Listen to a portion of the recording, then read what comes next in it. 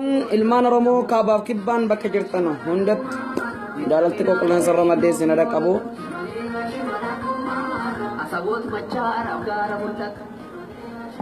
Wanni dhaamsaa har'a dhufeef dhaamsa gabaabaa tokko isin dhufe. Waa'ee qeerroo fi abaa'oo fi gosa sadii keessatti hin dhufe. Gosa sadii kana keessatti maaliif qabattee naan jettanii waa tokkotu jira. Dhibee guutuu gurguddootu jira. Dhibee guutuu gurguddootu jira. Inni tokkoffaan adda bilisummaa Gaafii. Inni lammaffaan siyaasota Gaafii irratti hundaa'a. Inni arfaffaan qeerroon hojii isaanii irratti hundaa'a. Tokkoffaa irratti abaa'oo irratti hundaa'u. Abaa'oo irratti yoo nu waamtanii nu lolchiisuu akka abaa'oo taatanii nu lolchiisuu dhabdanii.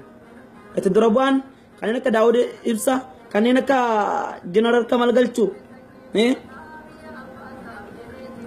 bakka nu gadhiisaati. Dura bu'aan of kenna nu lolchiisu. Nu waamee nu lolchiisu nu qeerroo. Okkee dhaamsi kan kokkas hin bira ga'u. Inni lammaffaan siyaasonni waan qeerroon hojjetan qofa hin agarsiisina ofiifis hojjedhaa agarsiisa. Ofiifis hojjedhaa agarsiisa.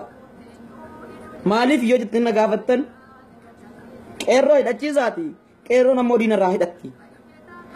Yoo dandeettii hin qabne ammoo isa qeerroon taaloltu ammas qeerroomatu giidoo qabdi ammas abbaa biyyaa qubee jenereeshin isiimatu giidoo qabdi. Inni lammaffaan qeerroon hin turti malee garuu ni mooti. Isin ammoo warri maallaqaaf jettanii qeerroo hidhachiisuu dhabdan bor ni qaanfattan. Beekaa har'a qeerroon keenya harka duwwaa baatee dhumaa jirtu kana yoo hin gargaarre bor ammoo qeerroon isinitti hin rifattillee. Isinillee bor osoo maallaqa kana laannee jiraanneef qeerroo keenya ni jettani. Inni dabalataa dhaggeeffadhaa. Addi bilisummaa Oromoon kan akka Daawud Ibsaa kan akka Jeneraal Kamal Galchuu gaafii tokkoon qaba isinirraa gaafii tokkoon qaba. Yoo lolchiisuu hin dandeenye gadhiisaa dirree lolaa kalaas. Yoo mu hin lolchiisne jettan nu waama hin lollaa deemnee hin kenninaa lubbuu keenya Oromoodha. Isiniifan hima nama nu lolchiisu dhabeen isin keessatti nama nu lolchiisu qaamaan barnoonni baatii sadii hin caalu. Barnoonni baatii sadii hin caalu. Isiniif galu. Garuu namoonni lolchiisu dhabne nuti qeerroon namoonni lolchiisu dhabne malee wanti nu biyya alagaa teenyuu farra galla.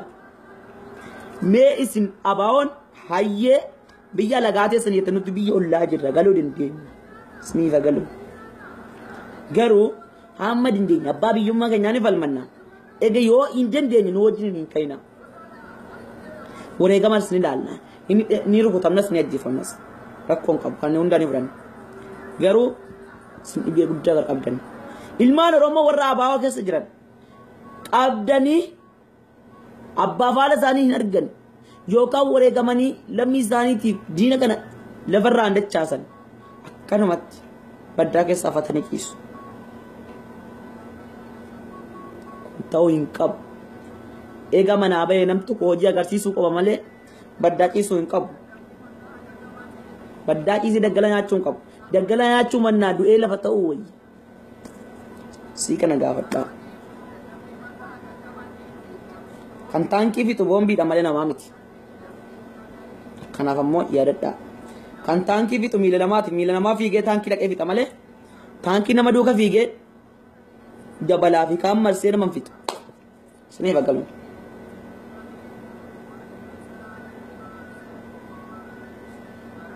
Kan okke dhaamsa kee qofaa akka biraan naageessan.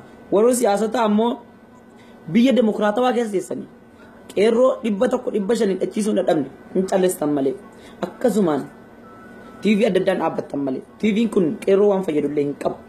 TV OMN tokkotti qeerroo fayyada. Kaan irraa hin barbaanne.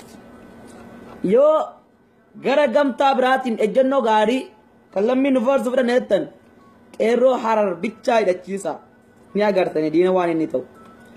Yoo qeerroon jettan qeerroo Arsii guutuu hidhachiisa. Jaratu ammoo Wallaggaaf Shawaa meeshaa laata. Isin meeshaa hunda ni hidhachiiftan. Qeerroo hamma ta'e tokko 500 tokko hidhachiisa. Jerumarraa hiikkatu qeerroon. jerumarraa hiikkatu jerumarraa hidhannoo heddummeeffatu isin ammoo kana dhaamsi kun immoo lammii kan koo dhaggeeffadha isin kun dhaamsi kun bakka hundatti isin qabu sheerii godhadhaa ejjennoon agarsiisaa malee qeerroo hojjennoon agarsiisaa qofa kan isaan jiraa kuma agarsiisnaa isinis kan keessaniin agarsiisaa ammas huccuu adda bilisummaa qofa hidhannee dirannee beekaa dhiigni ilmaan Oromoo isin gaafatti warra akkasii kun immoo huccuu adda bilisummaa qofa hidhannee dirannee seenaa tokko agarsiifne kan qeerroo tokko gargaarre huccuu taasifannee mataatti gad oofannee yoo shamarra taate dargaggoo taate hidhannee deemnu kun dhiigni Oromoo isinirra taattu kun isin gaafatti beekaa isin gaafatti alaabaan kun akka taphitti Oromiyaa keessa firfirsaa jirtu qeerroon akka taphitti isin uffachuu miti jirri garaa ofii irra jechuudha asirra kaatanii mara rafatu jechuudha dhiiga keenya jechuudha yoo kan hin gargaarre ta'an alaabaa Oromoo alaabaa adda bilisummaa kan qeerroo itti dhumaatu kan akka hin hidhanne maaliif isin gargaarsa keessa hin jirtanu maal ajjaa fidhattani mee kan gargaarsa keessa jirtu dhiiga kooti jedhee hidhata uffata deema ittiin akkasumaan birannee uffannee hidhannee deemuun ammoo gaafii isinitti taate lammii keessan yoo kan hin gargaarre kan ofii keessaniif hin agarsiifne taate hin hidhatinaa isiniif hin maali nagaan gaara keessan maqduree keessan kaayadhaati jala rafa kaan faa irra ciisee rafa qeerroo kaan irra ciiseetu rafa jechuudha qeerroon ammoo qalamattiin kun qeerroo ammoo qeerroon kun dhiiga isiitti dhangalaasaa tokko irra ciisee rafanne akkana jedhee qeerroo tuffannaa barate alaabaa qeerroon cinqamtee lubbuu isiitti dhabaattu kana ati irra ciisuun yoo garaa kee irra kaattee raftellee haa taatu ofirratti uffattee yoo rafte haa ta'u ati dugda kee jala kaattee miila kee irra diriirsite ciisuun siif kaayyoo miti siif ammoo tuffannaa qeerrooti maan tuffannaa Oromummaa kee alaabaan kun maaliif ol baatee fannifamti eenyummaa waan qabduuf dhiiga waan qabduuf siif agal maaliif itti ciqilfatte sodaa miti takka ifaan ifatti sitti dubbadha ifaan ifatti jechuudha waan hojjettu maraayyuu hojii kanarraa of qusadhaa isin ammoo siyaasonni gaafiin koo kun dhumarratti kan duratti isin yaasa kun dhageettii gurraa akka isin hin daganne isiniifan dhaama ani har'as boris kaayyoo qaba kaayyoon hundaa'e qaba bakkoon qaba kan kootiif isin galchin an qeerroodha qeerroo keessatti hin galmaa'e silas akkasumatti nagaa naaf tura